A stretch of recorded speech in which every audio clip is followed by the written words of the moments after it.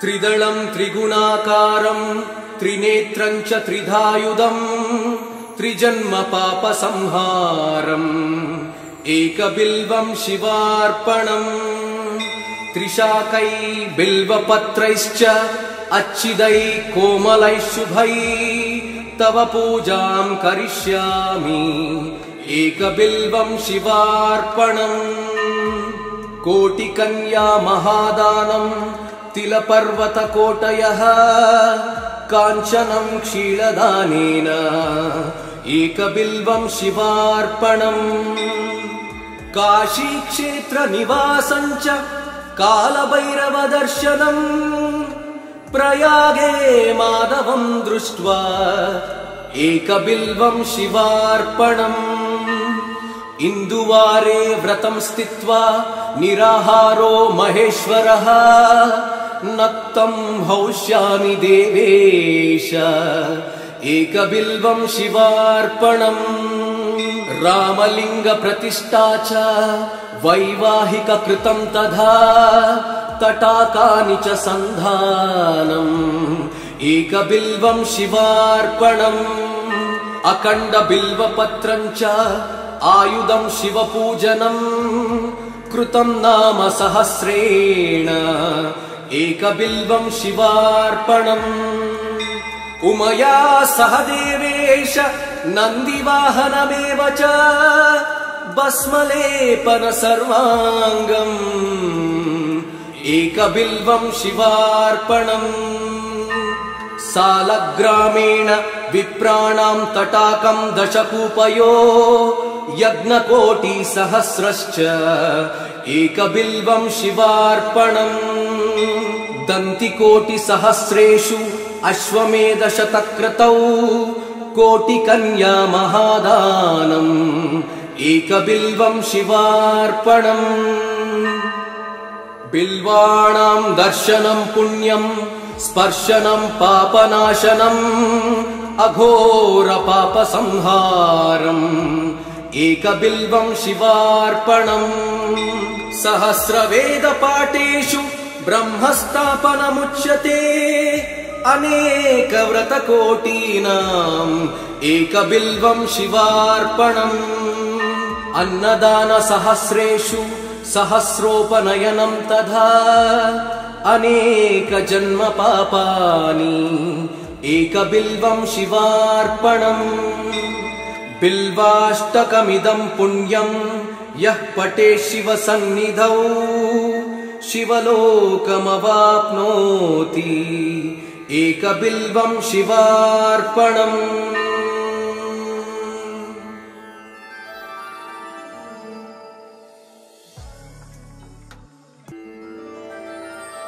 त्रिदलं त्रिगुणाकारं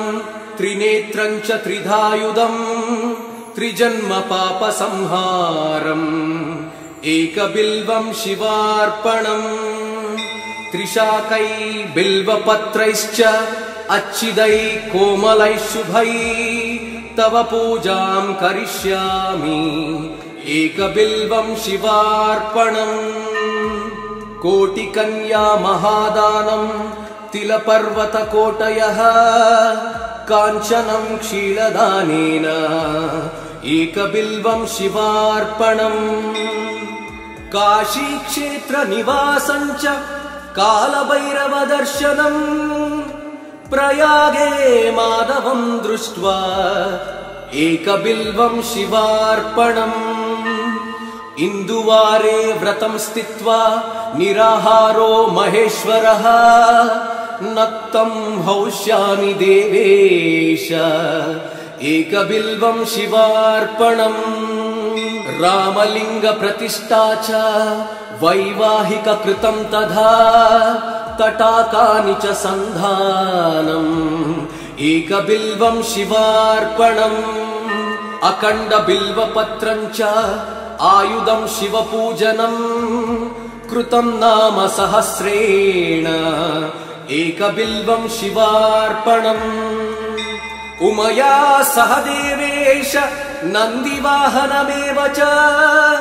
भस्मलेपन सर्वाङ्गम् एकबिल्वं शिवार्पणम् सालग्रामेण विप्राणां तटाकं दशकूपयो यज्ञकोटिसहस्रश्च एकबिल्वं शिवार्पणम् दन्तिकोटिसहस्रेषु अश्वमेधशतक्रतौ कोटिकन्या महादानम् एकबिल्वं शिवार्पणम् बिल्वाणां दर्शनं पुण्यं स्पर्शनं पापनाशनम् अघोरपापसंहारम् एकबिल्वं शिवार्पणम् सहस्रवेदपाठेषु ब्रह्मस्थापनमुच्यते अनेकव्रतकोटीनाम् एकबिल्वं शिवार्पणम् अन्नदानसहस्रेषु सहस्रोपनयनं तथा अनेकजन्मपापानि एकबिल्वं शिवार्पणम् बिल्वाष्टकमिदं पुण्यं यः पठेत् शिवसन्निधौ शिवलोकमवाप्नोति एकबिल्वं शिवार्पणम्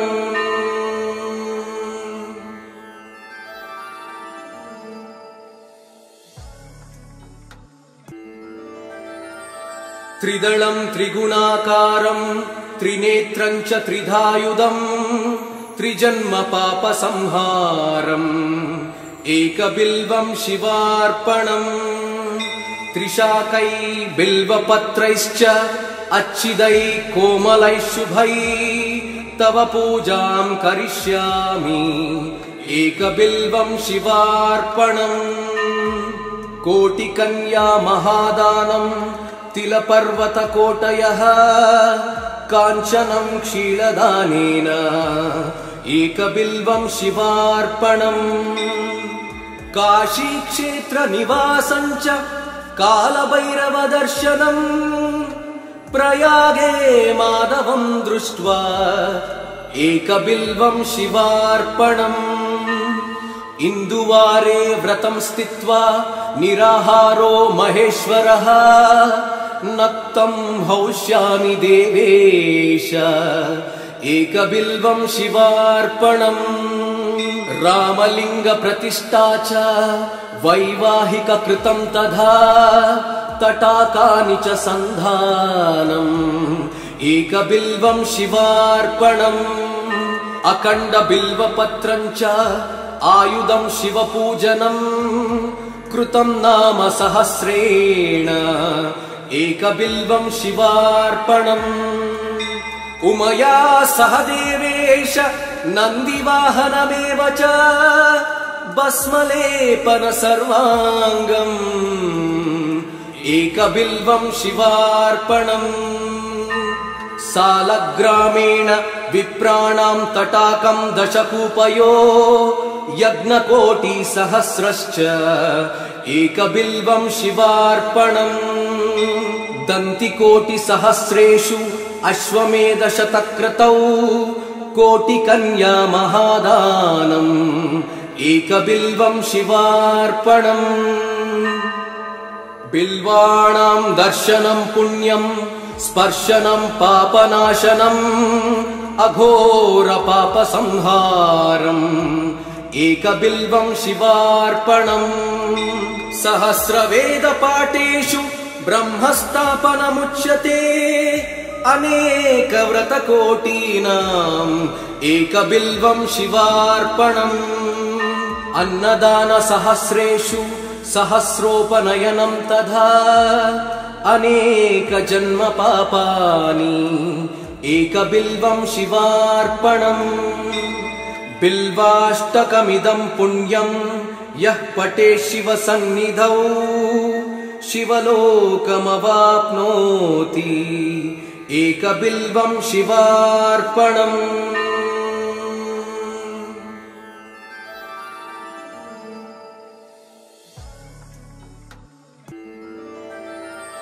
त्रिदलं त्रिगुणाकारं त्रिनेत्रं च त्रिधायुधं त्रिजन्मपापसंहारम् एकबिल्वं शिवार्पणम् त्रिशाकै बिल्वपत्रैश्च अच्छिदै कोमलै शुभै तव पूजां करिष्यामि एकबिल्वं शिवार्पणम् कोटिकन्या महादानं तिलपर्वतकोटयः काञ्चनं क्षीरदानेन एकबिल्वं शिवार्पणम् काशीक्षेत्रनिवासं च कालभैरवदर्शनम् प्रयागे माधवं दृष्ट्वा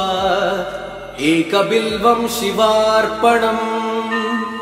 इन्दुवारे व्रतं स्थित्वा निराहारो महेश्वरः नक्तं हौष्यामि देवेश एकबिल्वं शिवार्पणम् रामलिङ्गप्रतिष्ठा च वैवाहिककृतं तथा तटाकानि च सन्धानम् एकबिल्वं शिवार्पणम् अखण्डबिल्वपत्रं च आयुधं शिवपूजनम् कृतं नाम सहस्रेण एकबिल्वं शिवार्पणम् उमया सह देवेश नन्दिवाहनमेव च भस्मलेपन सर्वाङ्गम् एकबिल्वं शिवार्पणम् सालग्रामेण विप्राणां तटाकं दशकूपयो यज्ञकोटिसहस्रश्च एकबिल्वं शिवार्पणम् दन्तिकोटिसहस्रेषु अश्वमेधशतक्रतौ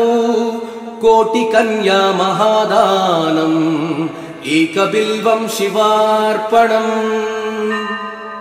बिल्वाणां दर्शनं पुण्यं स्पर्शनं पापनाशनम् अघोरपापसंहारम् एकबिल्वं शिवार्पणम्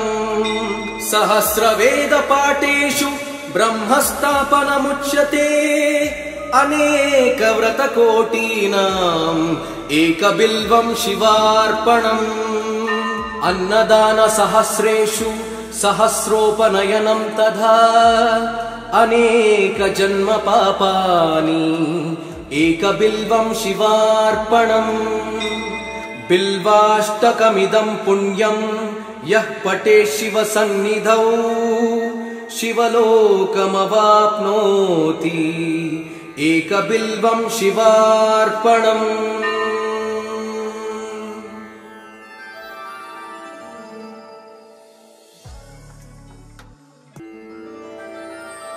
त्रिदलं त्रिगुणाकारं त्रिनेत्रं च त्रिधायुधं त्रिजन्मपापसंहारम् एकबिल्वं शिवार्पणम् त्रिशाकै बिल्वपत्रैश्च अच्छिदै कोमलै शुभै तव पूजां करिष्यामि एकबिल्वं शिवार्पणम् कोटिकन्या महादानं तिलपर्वतकोटयः काञ्चनं क्षीरदानेन एकबिल्वं शिवार्पणम् काशीक्षेत्रनिवासं च कालभैरवदर्शनम् प्रयागे माधवं दृष्ट्वा एकबिल्वं शिवार्पणम् इन्दुवारे व्रतं स्थित्वा निराहारो महेश्वरः नक्तं हौष्यामि देवेश एकबिल्वं शिवार्पणम् रामलिङ्गप्रतिष्ठा च वैवाहिककृतं तथा तटाकानि च सन्धानम् एकबिल्वं शिवार्पणम् अखण्डबिल्वपत्रं च आयुधं शिवपूजनम् कृतं नाम सहस्रेण एकबिल्वं शिवार्पणम् उमया सह देवेश नन्दिवाहनमेव च भस्मलेपन सर्वाङ्गम् एकबिल्वं शिवार्पणम् सालग्रामेण विप्राणां तटाकं दशकूपयो यज्ञकोटिसहस्रश्च एकबिल्वं शिवार्पणम् दन्तिकोटिसहस्रेषु अश्वमेधशतक्रतौ कोटिकन्या महादानम् एकबिल्वं शिवार्पणम् बिल्वाणां दर्शनं पुण्यं स्पर्शनं पापनाशनम् अघोर पापसंहारम् एकबिल्वं शिवार्पणम् सहस्रवेदपाठेषु ब्रह्मस्थापनमुच्यते अनेकव्रतकोटीनाम् एकबिल्वं शिवार्पणम् अन्नदानसहस्रेषु सहस्रोपनयनं तथा अनेकजन्मपापानि एकबिल्वं शिवार्पणम् बिल्वाष्टकमिदं पुण्यं यः पठेत् शिवसन्निधौ शिवलोकमवाप्नोति एकबिल्वं शिवार्पणम्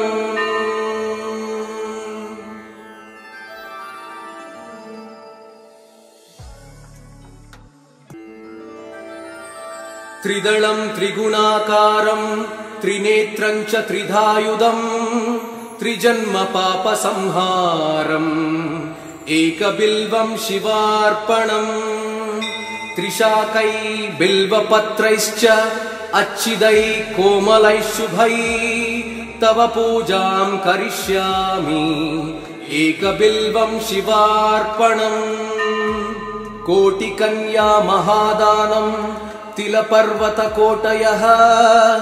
काञ्चनं क्षीरदानेन एकबिल्वं शिवार्पणम्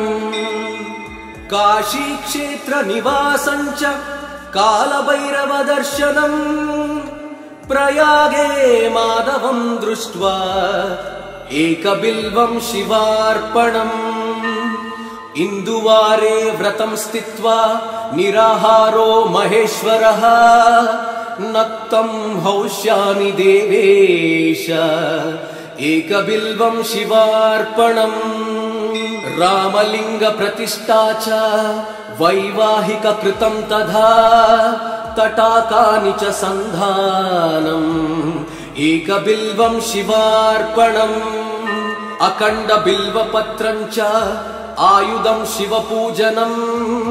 कृतं नाम सहस्रेण एकबिल्वं शिवार्पणम् उमया सह देवेश नन्दिवाहनमेव च भस्मलेपन सर्वाङ्गम् एकबिल्वं शिवार्पणम्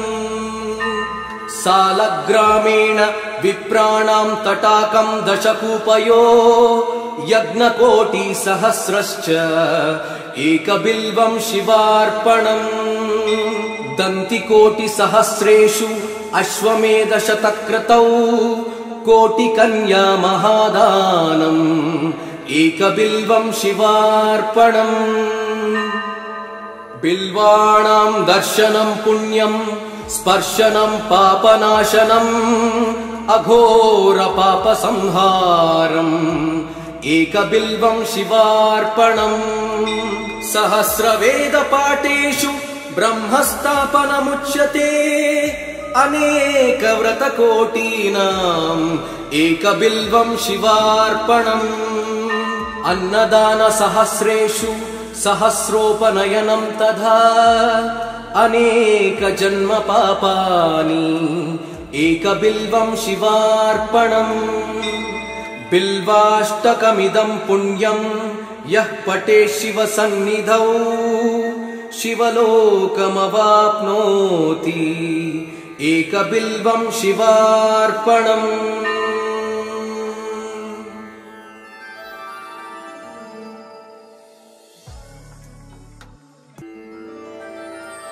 त्रिदलं त्रिगुणाकारं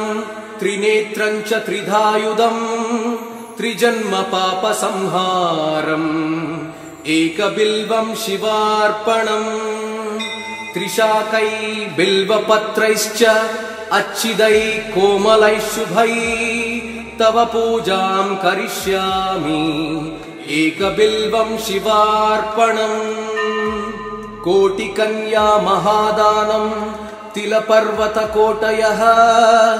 काञ्चनं क्षीलदानेन एकबिल्वं शिवार्पणम् काशीक्षेत्रनिवासं च कालभैरवदर्शनम् प्रयागे माधवं दृष्ट्वा एकबिल्वं शिवार्पणम् इन्दुवारे व्रतं स्थित्वा निराहारो महेश्वरः नक्तं हौष्यामि देवेश एकबिल्वं शिवार्पणम्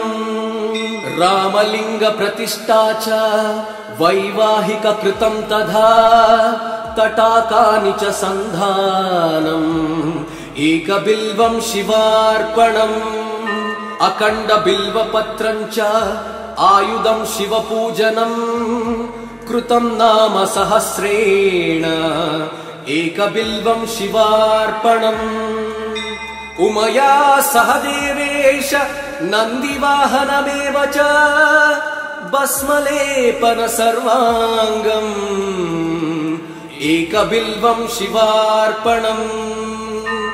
सालग्रामेण विप्राणां तटाकं दशकूपयो यज्ञकोटिसहस्रश्च एकबिल्वं शिवार्पणम् दन्तिकोटिसहस्रेषु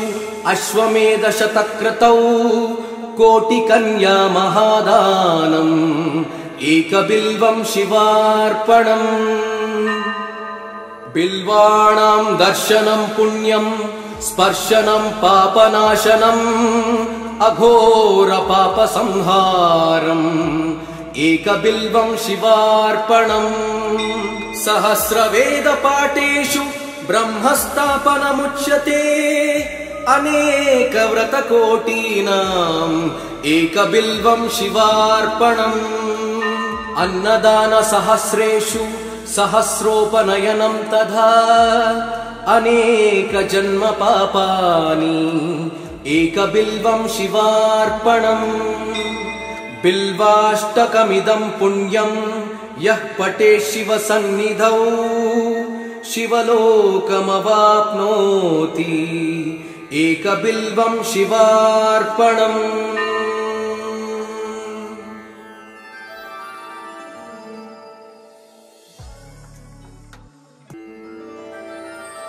त्रिदलं त्रिगुणाकारं त्रिनेत्रं च त्रिधायुधं त्रिजन्मपापसंहारम् एकबिल्वं शिवार्पणम् त्रिशाकै बिल्वपत्रैश्च अच्छिदै कोमलै शुभै तव पूजां करिष्यामि एकबिल्वं शिवार्पणम् कोटिकन्या महादानं तिलपर्वतकोटयः काञ्चनं क्षीलदानेन एकबिल्वं शिवार्पणम् काशीक्षेत्रनिवासं च कालभैरवदर्शनम् प्रयागे माधवं दृष्ट्वा एकबिल्वं शिवार्पणम् इन्दुवारे व्रतं स्थित्वा निराहारो महेश्वरः नक्तं हौष्यामि देवेश एकबिल्वं शिवार्पणम् रामलिङ्गप्रतिष्ठा च वैवाहिककृतं तथा तटाकानि च सन्धानम् एकबिल्वं शिवार्पणम् अखण्डबिल्वपत्रं च आयुधं शिवपूजनम् कृतं नाम सहस्रेण एकबिल्वं शिवार्पणम् उमया सह देवेश नन्दिवाहनमेव च भस्मलेपन सर्वाङ्गम् एकबिल्वं शिवार्पणम् सालग्रामेण विप्राणां तटाकं दशकूपयो यज्ञकोटिसहस्रश्च एकबिल्वं शिवार्पणम् दन्तिकोटिसहस्रेषु अश्वमेधशतक्रतौ कोटिकन्या महादानम् एकबिल्वं शिवार्पणम् बिल्वाणां दर्शनं पुण्यं स्पर्शनं पापनाशनम् अघोर पापसंहारम् एकबिल्वं शिवार्पणम् सहस्रवेदपाठेषु ब्रह्मस्थापनमुच्यते अनेकव्रतकोटीनाम् एकबिल्वं शिवार्पणम् अन्नदानसहस्रेषु सहस्रोपनयनं तथा अनेकजन्म पापानि एकबिल्वं शिवार्पणम् बिल्वाष्टकमिदं पुण्यं यः पठेत् शिवसन्निधौ शिवलोकमवाप्नोति एकबिल्वं शिवार्पणम्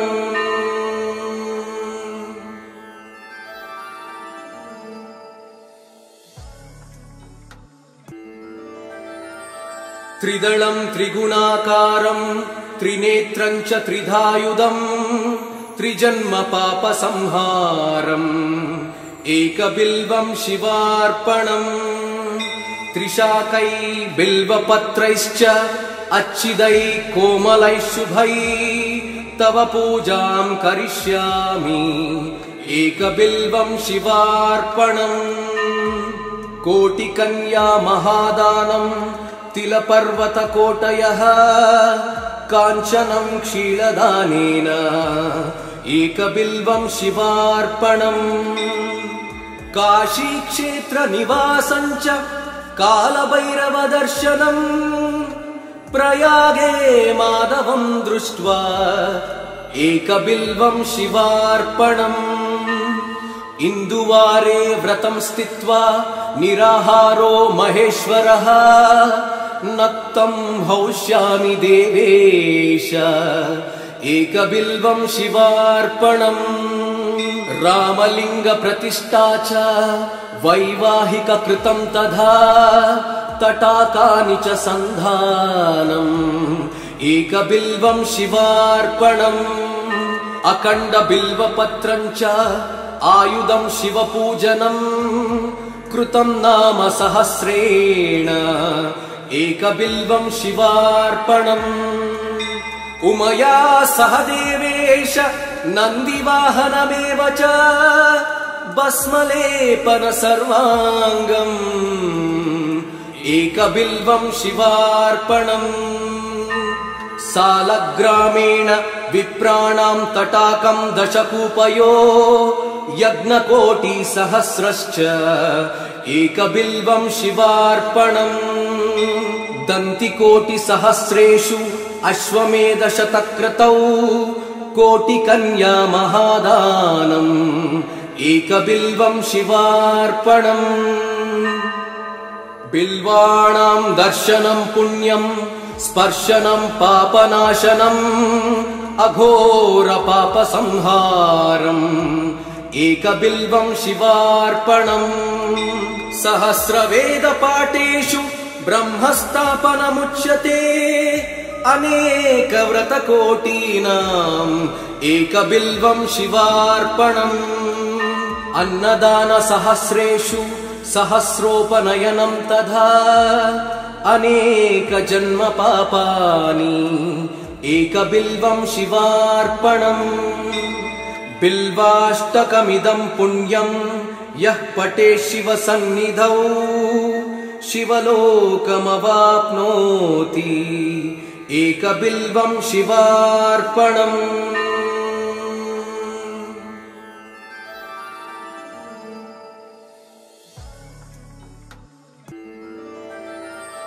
त्रिदलं त्रिगुणाकारं त्रिनेत्रं च त्रिधायुधं त्रिजन्म पापसंहारम् एकबिल्वं शिवार्पणम् त्रिशाकै बिल्वपत्रैश्च अच्छिदै कोमलैः शुभै तव पूजां करिष्यामि एकबिल्वं शिवार्पणम् कोटिकन्या महादानं तिलपर्वतकोटयः काञ्चनं क्षीरदानेन एकबिल्वं शिवार्पणम् काशीक्षेत्रनिवासं च कालभैरवदर्शनम् प्रयागे माधवं दृष्ट्वा एकबिल्वं शिवार्पणम् इन्दुवारे व्रतं स्थित्वा निराहारो महेश्वरः नक्तं हौष्यामि देवेश एकबिल्वं शिवार्पणम् रामलिंग प्रतिष्ठा च वैवाहिक कृतं तथा तटाकानि च सन्धानम् एकबिल्वं शिवार्पणम् अखण्ड बिल्वपत्रं च आयुधं शिवपूजनम् कृतं नाम सहस्रेण एकबिल्वं शिवार्पणम् उमया सह देवेश नन्दिवाहनमेव च भस्मलेपन सर्वाङ्गम् एकबिल्वं शिवार्पणम् सालग्रामेण विप्राणां तटाकं दशकूपयो यज्ञकोटिसहस्रश्च एकबिल्वं शिवार्पणम् दन्तिकोटिसहस्रेषु अश्वमेधशतक्रतौ कोटिकन्या महादानम् एकबिल्वं शिवार्पणम् बिल्वाणां दर्शनं पुण्यं स्पर्शनं पापनाशनम् अघोर पापसंहारम् एकबिल्वं शिवार्पणम् सहस्रवेदपाठेषु ब्रह्मस्थापनमुच्यते अनेक व्रतकोटीनाम् एकबिल्वं शिवार्पणम् अन्नदान सहस्रेषु सहस्रोपनयनं तथा अनेक जन्म पापानि एकबिल्वं शिवार्पणम् बिल्वाष्टकमिदं पुण्यं यः पठेत् शिवसन्निधौ शिवलोकमवाप्नोति एकबिल्वं शिवार्पणम्।